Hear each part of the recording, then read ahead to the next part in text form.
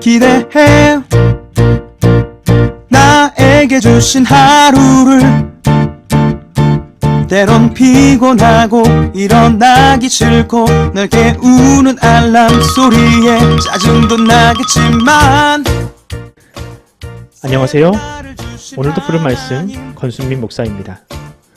쉬지 않고 나를 지키셨네. 오늘을 나에게 주셨네. 새 말씀 안에 주가 주신 사랑과 은혜와 능력을. 오늘 우리가 은혜 받을 하나님 말씀은 사무엘상 3장 1절로 3절 그리고 19절로 20절까지 말씀입니다. 아이 사무엘이 엘리 앞에서 여호와를 섬길 때에는 여호와의 말씀이 희귀하여 이상이 흔히 보이지 않았더라. 엘리의 눈이 점점 어두워가서 잘 보지 못하는 그때에 그가 자기 처소에 누웠고 하나님의 등불은 아직 꺼지지 아니하였으며 사무엘은 하나님의 궤에 있는 여호와의 전 안에 누웠더니 여호와께서 사무엘을 부르시는지라. 그가 대답하되 내가 여기 있나이다 하고. 19절입니다.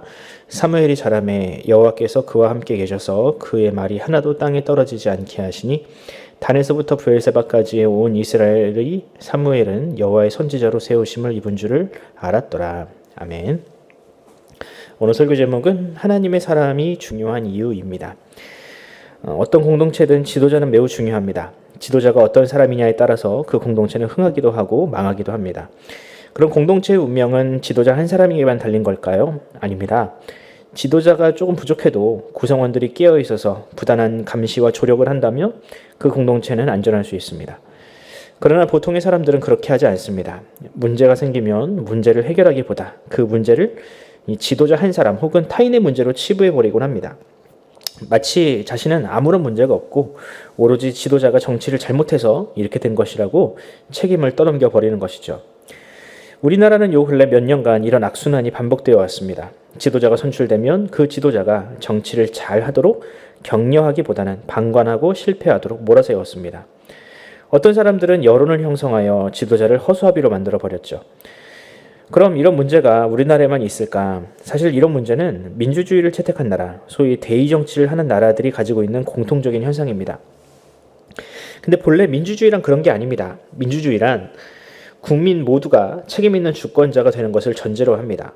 다만 국가의 안보나 다수의 이익이 걸린 이 중요한 문제가 있을 때 신속한 의사결정을 하기 위해서 대리인을 선출한 것일 뿐 국민 모두가 주권자라는 사실을 결코 잊지 않는 것이 민주주의의 핵심입니다. 하지만 이상과 현실이 같을 순 없죠. 국민들은 공동체 일에 관심을 가지지 않고요. 주권자로서 의사결정에 적극적으로 참여하지도 않습니다. 단지 그것이 귀찮다는 이유로 혹은 나에게 큰 이익을 주지 않는다는 이유로 사람들은 정치에 무관심합니다.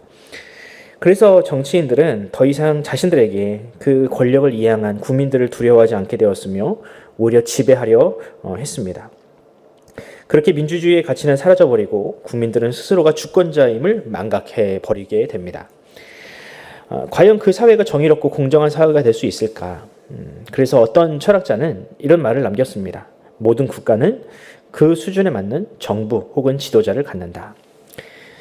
성경을 보면 이와 비슷한 사례들이 여러 등장합니다. 대표적인 사례가 엘리라는 제사장이 사사로 다스렸던 시대입니다. 오늘 본문을 보면서 과연 엘리와 사무엘이라는 이 지도자는 어떤 차이가 있는지 또 그런 절망적인 상황에서 하나님이 어떻게 일하셨는지를 한번 살펴보도록 하겠습니다. 사사시대의 이스라엘은 오늘날 대다수의 국가들이 따르는 민주주의 국가와 비슷한 형태로 국가가 경영되었습니다. 각 지파마다 자신들이 원하는 지도자를 세워서 그로 하여금 공동체를 다스리게 했지요. 물론 가끔 하나님께서 어떤 사람을 지명하거나 부르심으로 사사가 된 사람이 있었지만 아비멜렉이나 또는 입다와 같이 대중들의 지지를 받아서 사사가 된 경우가 대부분이었습니다. 그가 하나님의 마음에 합한 사람인지 아닌지는 고려 대상이 아니었습니다. 사사시대를 대표하는 이 말처럼 그들은 지도자조차도 자기 소견에 옳은 대로 세웠던 것입니다. 오늘 본문에 등장하는 엘리라는 제사장이 바로 그런 사람입니다. 엘리는 대제사장과 동시에 사사로서 40년을 다스렸습니다. 제사장이 사사가 되었으니 나라가 하나님 중심으로 바로 서야 정상 아니겠습니까? 그런데 현실은 정반대였습니다. 오늘 본문 1절을 보면 엘리가 사사로 다스릴 때에 이스라엘에는 오히려 하나님의 말씀과 이상이 보이지 않았다라고 합니다. 오히려 그 땅은 불법이 난무하고 하나님의 뜻과는 전혀 정반대 일들이 일어나게 되었습니다. 특히 이 제사장 혹은 종교인들을 중심으로 그런 일들이 일어났죠. 대표적인 사례가 엘리의 아들들이 성막에서 망측한 일을 벌인 일, 그리고 레위인이었던 엘가나가 하나님이 금지하는 첩을 들인 일들이 바로 그런 것들입니다. 이런 일들에 대해서 분명 엘리는 무언가 조치를 취해야 했습니다. 그런데 그렇게 하지 않았습니다. 왜냐하면 저는 그런 엘리의 이런 태도가 엘리를 세운 대중들의 요구에 부합하는 행동이었기 때문이다라고 생각을 합니다. 그러니까 사사시대의 사람들은 하나님의 간섭을 받기 싫어했거든요. 그 불편하고 귀찮은 일이 싫어서 자신의 삶에 하나님의 말씀이 들어오는 것을 거절했습니다. 그 방법 중에 하나가 엘리에게 사사 직분을 맡긴 것입니다. 종교인들에게 권력을 쥐어주고 그들이 하나님 말씀 대신 권력에 취하도록 내버려둔 것이죠. 그렇게 엘리는 자신도 모르는 사이에 하나님이 아닌 사람들의 기호에 맞는 제사장이 되어버렸던 것입니다. 이런 이스라엘에게 희망이 있을까? 아니요. 하나님이 없는 이스라엘은 역사 이래로 모든 나라들이 그러했던 것처럼 부패와 타락으로 멸망했어야 마땅합니다. 그것이 이 땅의 모든 나라들이 거쳐간 수순이었으니까요. 하지만 이때 하나님께서 개입하기 시작하십니다. 희망이라고는 전혀 없던 이스라엘을 위해서 하나님이 일하시기 시작한 것이죠. 하나님은 대제사장과 같이 유명한 사람이 아니라 그저 성막에서 수종도는 어린아이 한 명을 부르셨습니다. 그리고 그 입술에 권세를 주셨고 하나님께서 그와 함께 하신다는 증거를 보여주셨습니다. 그 증거가 얼마나 확실한지 사무엘을 통해서 하나님께서 살아계신다는 사실을 단에서부터 브엘세바까지, 그러니까 온 이스라엘이 알 정도였습니다. 이 한 사람으로 말미암아 이스라엘은 이전과 같지 않을 수 있었습니다. 이전에는 하나님을 전혀 의식하지 않고 살았다면 이제는 하나님이 살아계신다는 사실을 믿고 두려워하게 되었습니다. 이제는 더 이상 자기 속에는 옳은 대로 행하는 것이 아니라 최소한 하나님을 의식하며 살아가는 그런 사람들이 된 것입니다. 사랑하는 성도 여러분, 이것이 바로 하나님께서 세상을 변화시키시는 방법입니다. 사람들은 똑똑한 사람, 유명한 사람, 영향력 있는 사람을 지도자로 세우면 그가 우리를 위해서 대단한 일을 할 거라 기대합니다. 그렇게 똑똑한 사람, 영향력 있는 사람을 뽑아서 세상이 과연 나아졌나요? 아니요. 세상은 지금 그런 사람들로 인하여 고통받고 있습니다. 하지만 하나님은 연약한 자를 들어서 자신의 영광을 나타내십니다. 겸손하고 하나님을 두려워하는 사람을 통해서 자신의 뜻을 펼치십니다. 그리고 그 한 사람을 통하여 한 가정, 한 공동체, 또 국가와 나라를 구원하십니다. 바라기는 우리가 그런 하나님의 사람이 되기를 바랍니다. 하나님이 없이 자기 마음대로 사는 시대 앞에 하나님이 분명 살아계시고 또한 천국과 지옥이 있으며 하나님은 반드시 죄를 심판하시는 공의로운 분임을 우리가 증거하기를 원합니다.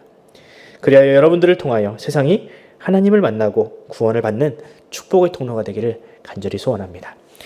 기도하겠습니다. 하나님 아버지, 은혜와 사랑을 감사합니다. 이 세상은 마치 엘리가 다스리는 세상처럼 하나님이 있는지도 또한 그분을 의식하지도 않는 정말 사사시대와 같은 암울한 시대입니다. 하지만 하나님, 그럼에도 불구하고 우리에게 희망이 있는 것은 하나님은 언제나 사람의 모든 노력이 실패했을 때 일하시는 분이기 때문입니다. 주님께서 이 땅을 위하여, 이 나라를 위하여 일하시기를 소원합니다.